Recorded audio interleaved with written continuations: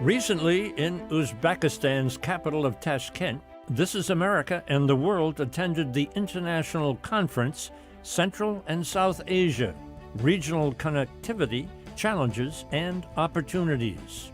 Hosted by Uzbekistan's President, Shavkat Mirziyoyev, the conference attracted high-profile guests from the region, including the President of Afghanistan, Prime Minister of Pakistan, and foreign ministers, diplomats, and delegations from Uzbekistan's neighboring countries, the United States, China, Russia, Iran, and countries throughout the world. The goal of the event was to facilitate dialogue among the countries in the region, to explore and promote potential economic cooperation, and to assess the opportunities and the challenges for peace in Afghanistan. On this program, we explore two unique insights and perspectives about the future of Afghanistan. Khalid Taimur Akram, Lieutenant Colonel retired, is the Executive Director of the Center for Global and Strategic Studies in Pakistan. When you look at Central Asia, what do you see? I see history, I see culture, I see connectivity. Where does Pakistan fit into the area? Actually, if you go back to history, you will see that people in Pakistan, now Pakistan, they got their religion from this part of the world. The Islam traveled from Central Asia to subcontinent. And our history goes back many thousand years back. And most of the Pakistani people are the direct descendants of the Uzbek blood. If you see the migration of the Mughal emperors from this part of the world to that part of the world. So Pakistan culturally, religiously, and by the way of traditions is very well connected to Central Asia and especially Uzbekistan. We're at a conference, the two of us, yes, and many other people. Yeah. Central Asia and South Asia. What's the connection? Central Asia and South Asia, they have been separated since Second World War, I would say. In the South Asian territory, it was the British colonial rule, and in the Central Asia side, it was the Russian Iron Curtain. So now that Iron Curtain has been raised 30 years ago, and Pakistan and India, they got independence almost 75 years ago. So now I think it's high time that again we should go back to our roots, and again the Central Asia and South Asia should connect itself as it was before. Is that possible? Yes. When you look at the troubles in Afghanistan, where does that fit into the picture? I consider that Afghanistan trouble is not a permanent trouble. It has been projected wrongly in the international media. The Afghan situation can be controlled only if the people of this region sit together and decide the fate of Afghanistan. The Afghanistan fate should be decided within the Afghanistan, not in the outside world. Who should be sitting at the table? The regional countries and the Afghan leadership and all factions of Afghan communities. What do you think the people in Afghanistan want? They only want that they should be allowed to exercise their votes. They only want that they should be allowed to govern their country as whatever they feel like. So the point is that why should we practice any of the model in Afghanistan? Why shouldn't we allow them to have their own model of the government, whatever they want? But yes, of course, with the parameters of the international standards and of the United Nations, of course, they have to stick to the international and United Nations rules and regulations, declare all those organizations which are terrorists, which are declared by the United Nations as terrorist, and not to support and not to allow their land to be used against any of the foreign country. The perception in the West, certainly, is that the Taliban is a terrorist organization. Do you agree? No, because we have to, one, make a difference between, let's see who Taliban are. Taliban can be name of a political party. I would say a religio-political party. It can be, why don't we start treating them as a political force rather than as a terrorist force? If we make them, because it was United States which had initiated the peace agreement with them. We saw the high official of the United States sitting with Taliban in Qatar in Doha. If they were terrorists then, why did United States sit with them? So it has to be, the world, the West must not change their statements every day. Because on one end, in February, you are signing agreements with them.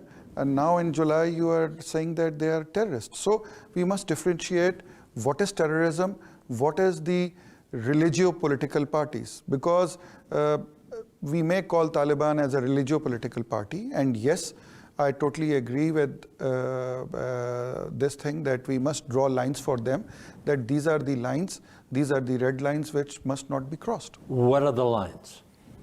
One, not to support terrorism of any sort. Okay.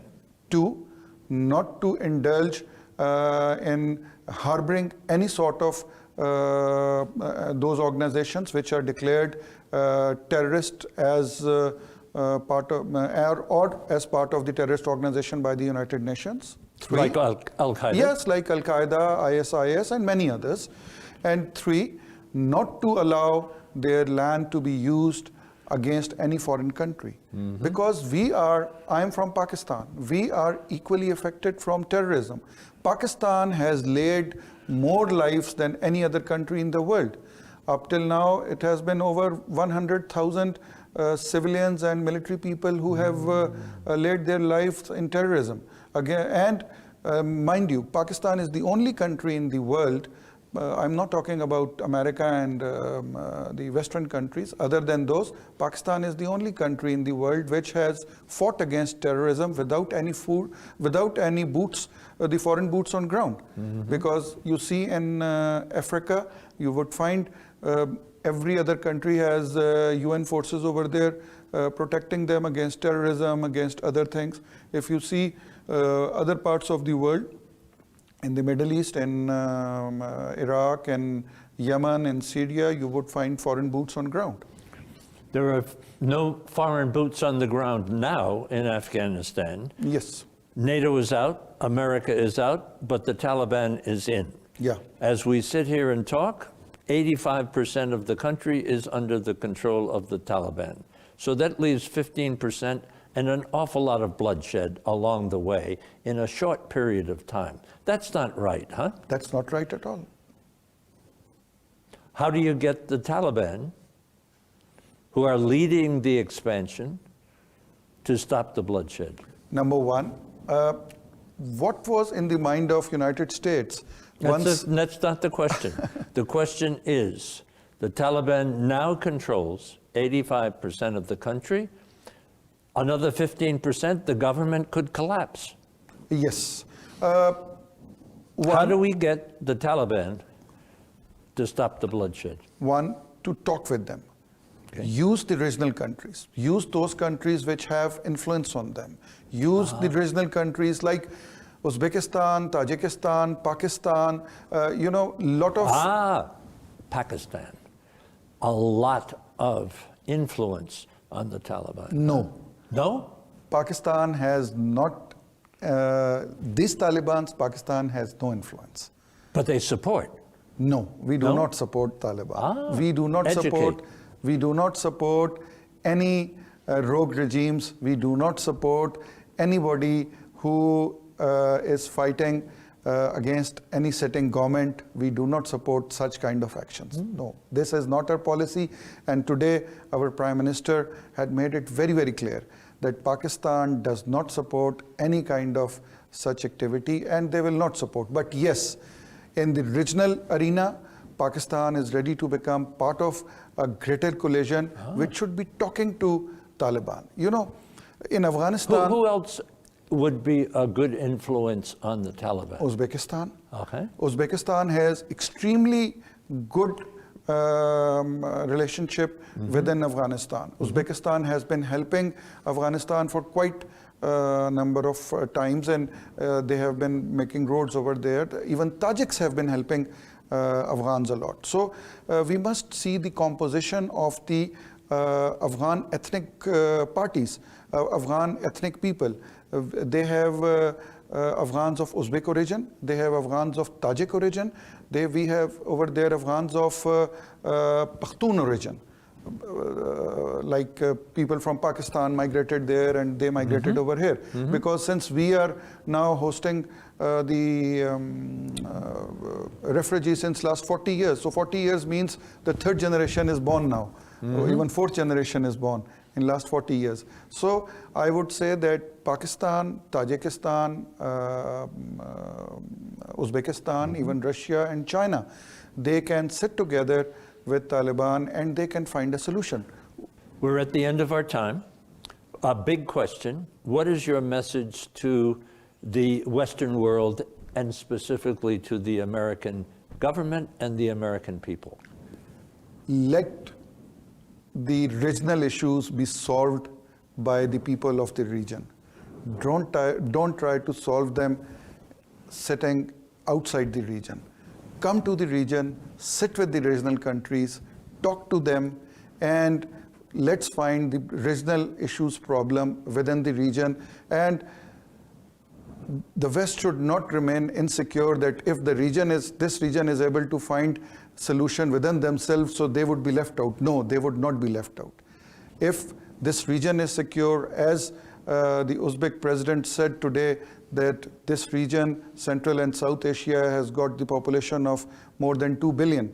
So if the 2 billion population here in this area is living peaceful, it means the complete world is living in peace. So my message to the West is that let the problems of this area be resolved and solved through negotiations by the regional countries. Excellent. Thank you so much for our conversation. Thank you very much, sir. Thank you. Thank you.